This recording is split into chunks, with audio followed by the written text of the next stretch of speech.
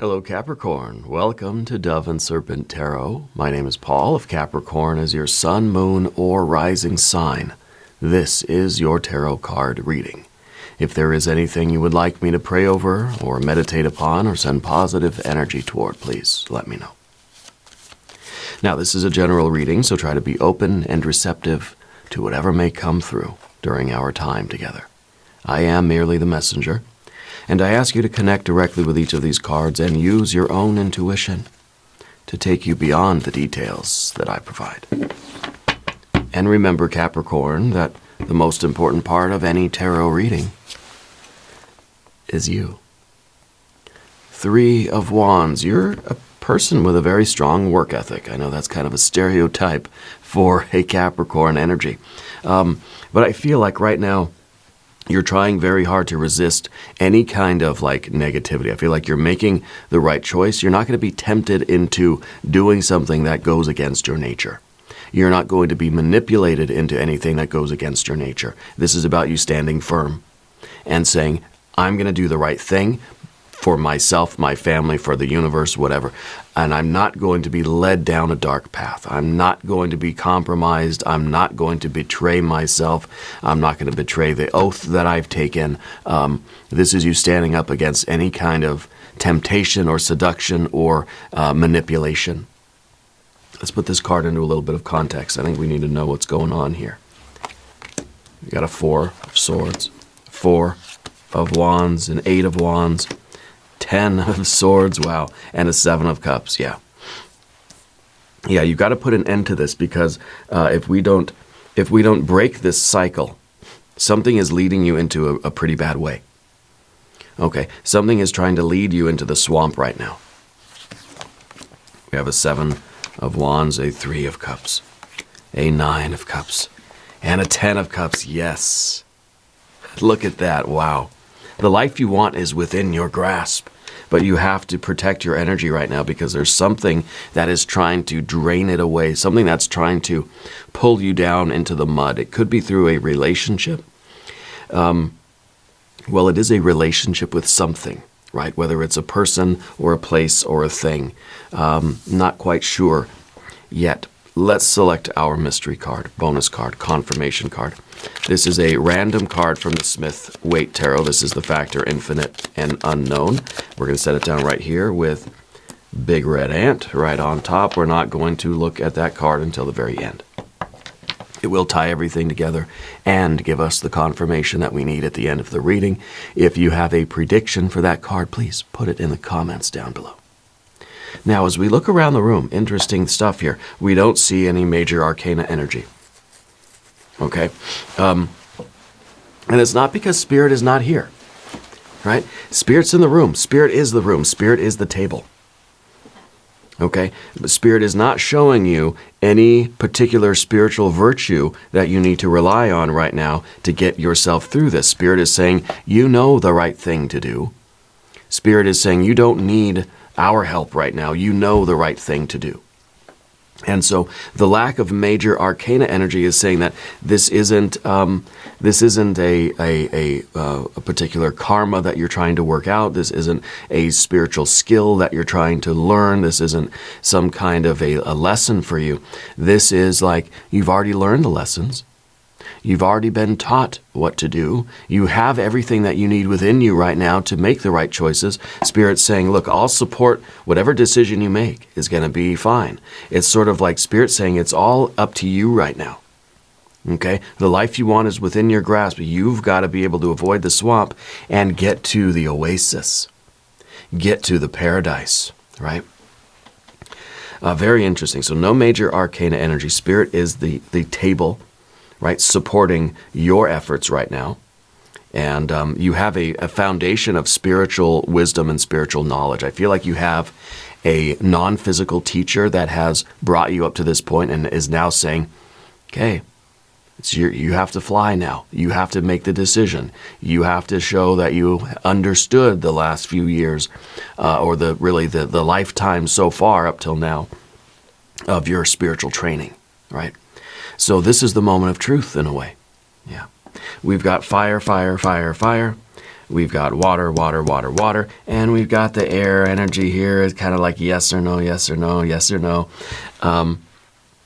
Between the fire and the water, we're getting the air, right? So the fire and the water together, we get the steam. And the steam, I think, is really like when the impulse that you have right now and the outcome of that impulse, or the thing that you desire the most, well, there's sort of a conflict here. And so it does feel like maybe there's part of you that kind of like, you want to listen to that. You want to be seduced down that road. It's kind of like there's something out there that's appealing to a different part of your nature. And it's, yeah, I kind of want to go do that. But then there's this other, I think, a larger, stronger part of you that says, no, I need to do what I'm doing. I need to stay the course. I need to do the right thing here. Okay? So the Four of Swords becomes like, it kind of becomes like this inner struggle that we're trying to find some balance and some stability in our mind, because I think that there's part of us that's like kind of listening to this other person or other entity or this other impulse, or this maybe another voice within you that is kind of saying like, go down this other path. It might be more fun. It might be more interesting. It might be, we might have a better time down this path, you know? And I think that what we're doing is we're trying to stay kind of locked into our own focused energy right now. Okay? Spirit's saying that you do a lot of breath work, that it's intentional breathing is very important to you. Okay? You know, we take a breath in, hold it briefly, let it out, hold it briefly, and we do that in a sort of rhythmic way, and it sort of calms down some of the nervous energy that we have right now. And I think that this is, I don't know, I feel like there's a temptation somewhere. Maybe that mystery card will reveal what that temptation is. It almost feels like it's a manipulation or a seduction. It kind of feels like something is trying to kind of grab your energy and pull it out this way. And we're sort of leaning into it, and then we say, wait a minute, no, wait a minute, no, let's just breathe. I don't need, you know, I'm going to try to, we're controlling our thoughts, right? As we intentionally breathe rhythmically, I think that our thoughts kind of calm down more. And that, I think, is, I mean, what we see here is really, we see exactly that, okay? We all know that when we're in a state of anxiety or this heightened energy, this the Eight of Wands is kind of like we got the jazz hands. We're antsy. We're sort of tap dancing on the shag carpet. When we're in this state, best thing to do is breathe. And I think that we can all acknowledge that calming our breath down, controlling our breath, slowing it down, making it more even and steady, just focusing on it and doing it intentionally calms down our energy, calms down your body, calms down your mind, right? And so I feel like something's got us in this state of anxiety. Maybe this is an anxiety over which way is really the right way for me, which way, you know, if the life that you want is within your grasp, you want to be sure that you're grasping at the right life. You want to be sure that you're grasping in the right direction. Maybe there's an experience of, I feel like this is the right direction, though I can't quite see the future, and none of us can. But I'm going to reach in this direction, and I'm going to take the future that's this way. But there's kind of like that little voice in the back of your head that's saying, what if it's the wrong direction? What if it's not the life you want? What if, right? So I think you're somebody that is, you know, at least you have been at times prone to a little bit of anxiety. Okay. And we see, of course, that the breath really helps us to orient ourselves back to spirit. Okay. Orients ourselves back to spirit, our conscious mind, so that we can avoid that Seven of Cups. The Seven of Cups is just the swamp. The Seven of Cups is leading you back into temptation. It's a pit. It is a snare. It is something that's trying to trap you. And it may be manifesting through something that sounds good or feels good. Okay? Just because it feels good doesn't mean it is good for you, right? This is a swamp. This is something that's going to get you stuck. It's going to be the mud. It's going to be the quicksand. Okay? And if it looks appealing, if it looks tasty, and we want to go forward and get it, let's be very careful that this is something true. Let's check in with ourselves. Let's calm our breathing down. Let's check in with our internal compass, and make sure that this is the right direction, because I think you need to be very careful that you avoid any quicksand right now. Because I think you're so close to reaching this best life here. You're so close to this that we want to make sure we can go around. We can go around the swamp. You don't have to go through the quicksand to get to your happiness. You can go around by either refusing to go through that and literally doing the 10 of Swords thing and just completely cutting off any contact. Like, this card could be like you're blocking the person. You're throwing away all that food in the refrigerator, donating the food in the fridge that you can't eat anymore. That you're literally like you're flushing it. Okay, you're not going to even have it around. There's no way. It's like for me, I can't keep ice cream in the house. If I do, every evening, right about 8 o'clock, I'm like, I want some ice cream, right? So what I do is I just tend not to keep it in the house. Yeah. In the process of learning the self-control, learning the discipline to have it only when I deem it's appropriate to have it, So the one road we can take is by not keeping it in the house, by completely eliminating every opportunity as much as possible, removing it from my conscious experience, right? Where it's just like, if I want it, I got to get in the car, I got to get dressed, I got to go drive out to the store and whatever. I'm not going to do that, right? So it kind of forces us into abstaining from that, whatever that, and I'm not saying it's food or anything, but we can eliminate any chance that we can fall into that temptation. If that is a relationship, it's like you're refusing to talk to the person. You're going to forget their phone number. You're going to block them on social media. You're going to try to eliminate any possible way that you can reattach yourself to that thing, that entity, that person, place, or thing. Okay. The other route is the Four of Wands route. The other route is to experience it, but to intentionally look at it like this is the final round of this karma that we're going to learn that lesson. So underneath the surface, this is not a conscious choice.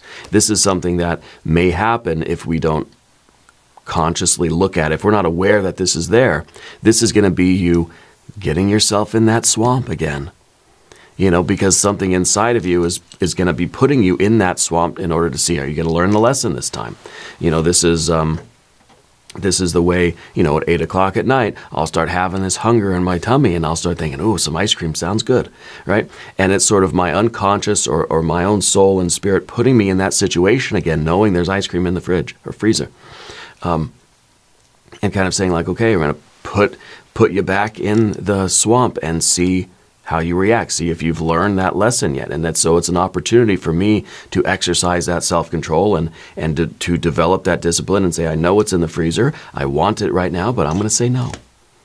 I'm going to say no. It's better if I just go to bed without a belly full of ice cream, and it's kind of a personal win, But it's very often that our unconscious will do that and put us in that situation yet one more time to kind of teach us something about that. Okay, and so it seems to me like the first option, the former option, is the better option. But at the very least, we have to recognize what we're facing. If we can recognize what this is and we can see, okay, my own tendencies, my own personal karma or my own personal whatever has brought me face to face with this again. Right away, we're taking away that unconscious sort of cycle, right? We're automatically breaking the pattern. We're automatically taking ourselves out of that habit. Okay, because otherwise this wheel keeps turning and we just end up here and we just say, oh my gosh, how did I get here? Or, well, here I am again, So by being aware of what's going on, it brings everything into conscious awareness. Okay, and then I think we can choose to cut contact, to break free of this routine, this pattern, this tendency, this habit, this flow, right, that would take us right into here. Or I think we sort of succumb to the temptation and we go on this cycle one more time. I mean, it's not unheard of that someone will be very conscious of what the temptation or the seduction is that they're facing. And, knowing that I shouldn't go do that, or I shouldn't engage with that person, or I shouldn't answer the phone when they call, I shouldn't go see them or whatever. I shouldn't, do the thing. But yet still giving in to the temptation and doing it anyway. It's almost like it happens, it overpowers us in a way, right? And that really is the sort of the kind of the personal karma, the personal tendencies that we're working with, okay? So it really does take an act of will to break free of this. But once we identify what this thing is, and it may not be a particular thing, it's kind of like, in a way, this is everything that may be a swamp, everything that may be quicksand for you. We have to learn how to avoid it, okay? We have to learn how to avoid it, or we have to accept that we're going to keep landing in it. We got to avoid the bovine excrement that we're always about to step in. The more internal spiritual work we do, the more we're able to sidestep the bovine excrement as we are walking down the street, And I think that's what Spirit's really saying to you, that you can do that now. You know how to do that, okay?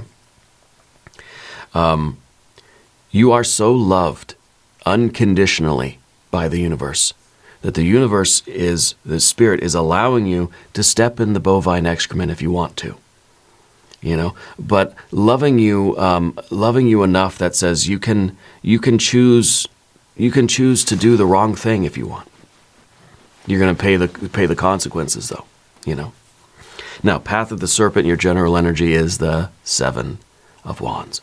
This is kind of like saying, I know what the right thing to do is, and I've got to have the discipline and the self-control to fight my own urges and impulses, and I've got to do the right thing.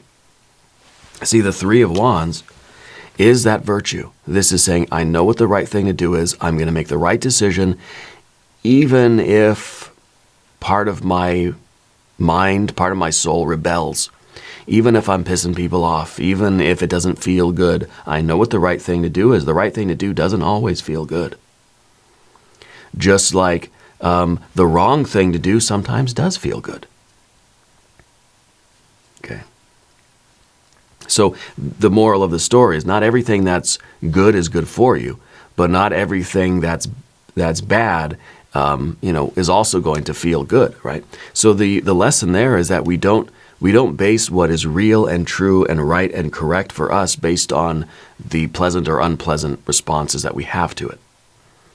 There has to be something that goes beyond that, because we can't trust it. I may like it, I may not like it. That may change tomorrow, right? So that's not a reliable indicator of something's value. It has to come from somewhere else. And I think this is what Spirit is kind of saying, like, I've taught you well. Now you've got to make the right decisions, So I like this. I think this is really us fighting against that part of us that, I don't know, it's almost that animal soul in us that wants to have the pleasure, that says that's going to feel good. I want to go do that. I want to stay under the covers. This could be something as simple as, the bed, the warm covers tempting you to just stay in bed today and not get up and go do your work or your exercise or your meditation or your yoga, your stretches or whatever you do, right? Going outside, going for a walk. So this becomes the willpower that we need to say, I'm overcoming that sort of, that desire, that part of me that desires engaging with this thing. Sometimes we have to fight against ourselves, right? And this is a big win. A huge win when we overcome that. When you're so tired in the morning that your bed is so warm and tempting, you want to stay in bed all day, but your alarm goes off and it may take you a minute or two, but you wake up, you get up, you put your feet on the ground, you stand up. That's a huge win. Because, that animal nature in us, that animal soul, that is the same as the soul of the natural world, wants you to stay in bed.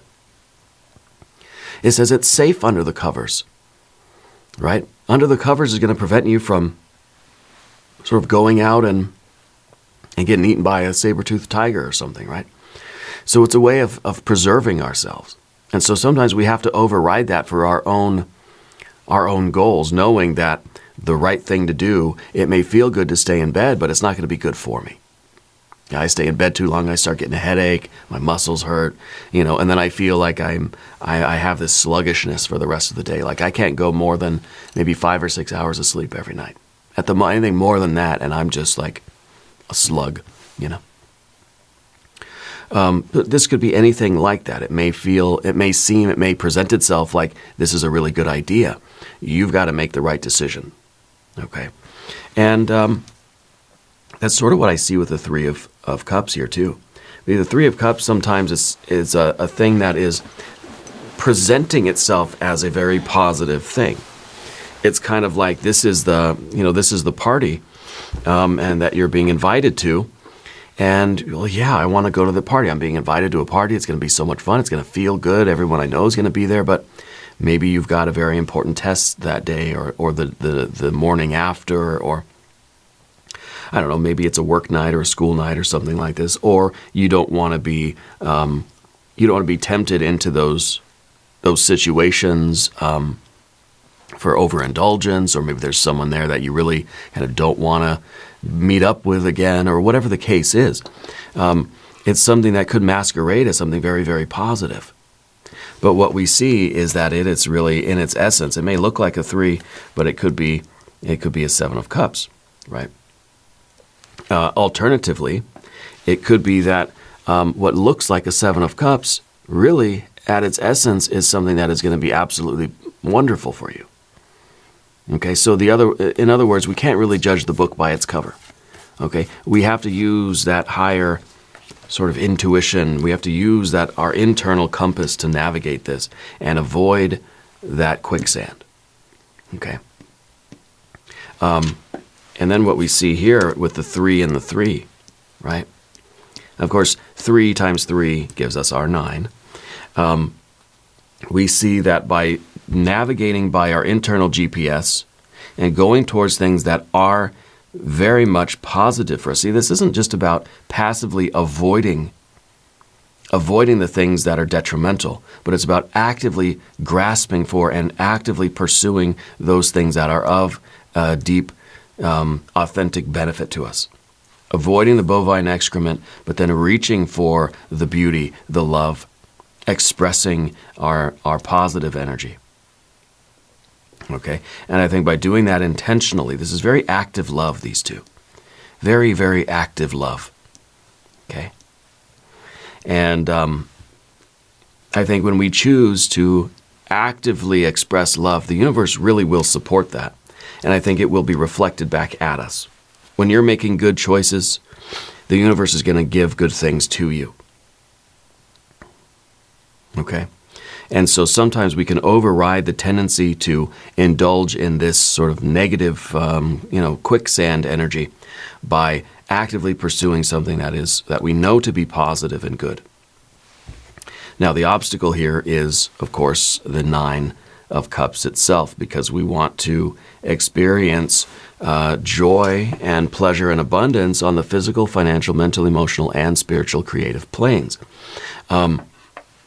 And it's kind of like we want it to be kind of a trickle-down effect, right? We want to know that our spiritual creative work is bringing us mental, emotional stability and satisfaction, and that in turn is bringing us physical and financial well-being and stability and love. Okay, so it's kind of a top-down energy that we're looking for here. And I think that this is sort of the fear, right? It's very interesting to have the 9 of Cups in the position of what we're fearing. Okay, some people say this position is hopes and wishes and dreams and stuff, and yeah, I mean, it could be. Sometimes this is the energy that we don't want, but it's the energy that we need. Okay, and in a sense, what we don't want is the feeling that we are sacrificing something that's going to feel good for the hope of something in the future that's going to feel better, right? And that's kind of a very, I don't know, a very animal soul way of looking at it. It's like, I better just eat the meal that's in front of me now instead of passing that up and thinking, well, there'll be a better meal later. You know, it's like, I'm going to refuse someone that's giving me $10 because I think the next person may give me 100, right? It doesn't make any sense. And so it kind of feels like we have to just take what's in front of us and do what feels good right now, right? But what we need is to realize that there is a huge gap between a 9 and a 10 of cups.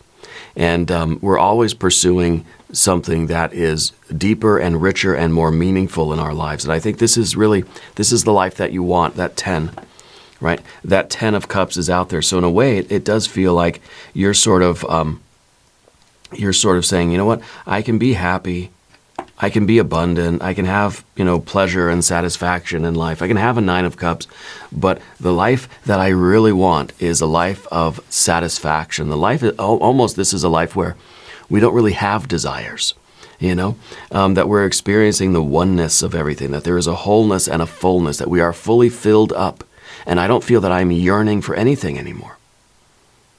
Right? And so it's kind of like this is what we're really pursuing. And there's a big gap between a 9 and a 10. But it's sort of like you're aspiring to the very highest heights in life of emotional fulfillment and satisfaction, spiritual abundance. Okay? And so it feels like this is what is within your grasp. And while the opportunity in front of you may seem like it will bring perhaps a temporary happiness, you know that this is not going to be, this is as kind of a almost a consolation or a parting gift or a second place prize or even a detour or a trick, right? Because what you're after is something much more significant. This is true satisfaction. Okay, this is true enjoyment, meaning, purpose, right? This is having relationships that are meaningful. This is feeling a sense of satisfaction that you are able, it's just the satisfaction indeed from just knowing that you made a good choice gives you this feeling, this overwhelming feeling of pleasure, right? This may be a temporary pleasure, but doing the right thing for your life and kind of proving to yourself that you have you've learned the spiritual lessons, I think is bringing us so much closer to the life that we really truly want. I think this is the first time I kind of said that, the Nine of Cups kind of seems like we're willing to sort of let this go for something that's even better, right? And so it is kind of like I'm not going to take I'm not going to consume the inferior element because I know that if I keep going, I'm going to get the superior energy in. Okay, so again, it doesn't really make sense. Well, I'm not going to pass up $1 thinking the next person's going to give me $2, But in effect, this is kind of what we're doing. We're saying I don't need to indulge in this particular thing because I know that real satisfaction is coming in life. And so this becomes the life that you really, really want. And I think the only thing that can beat, obviously, a 9 of cups is a 10 of cups, right? And this is kind of the outcome that you have. And so it may be very tempting. This may seem like this is the goal here, right? But that's I think, taking you in a much different direction than if you were to go forward with this. Let's look at the mystery card. Maybe another 10 of cups, maybe the Empress energy.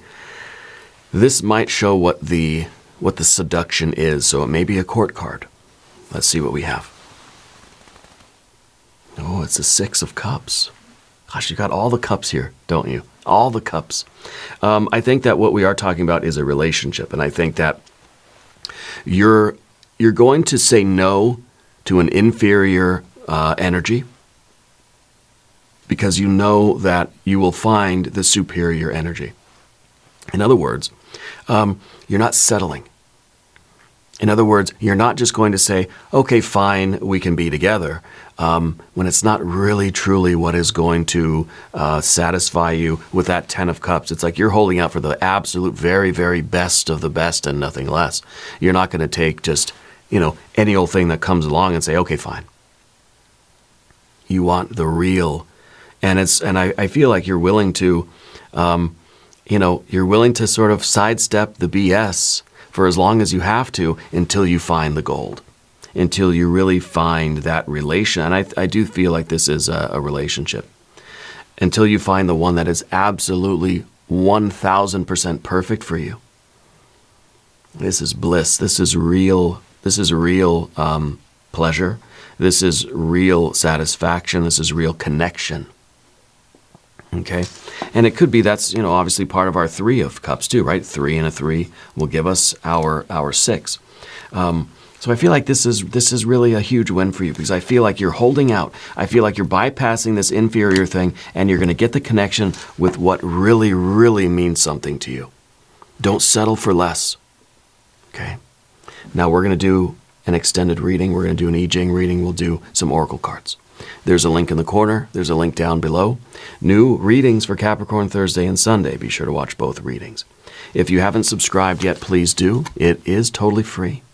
Leave a comment. Let me know where in the world you're watching from. I want you to know that you're the most important part of Dove and Serpent Tarot. I thank you and I love you. And I'll see you again very soon.